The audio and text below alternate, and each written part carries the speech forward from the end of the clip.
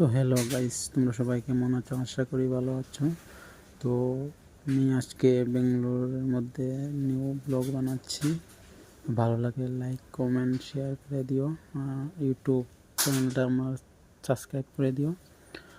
আর আমার last video বেঙ্গালোরের মধ্যে, তো আশা করি ভালো লাগবে, দেখতে থাকো।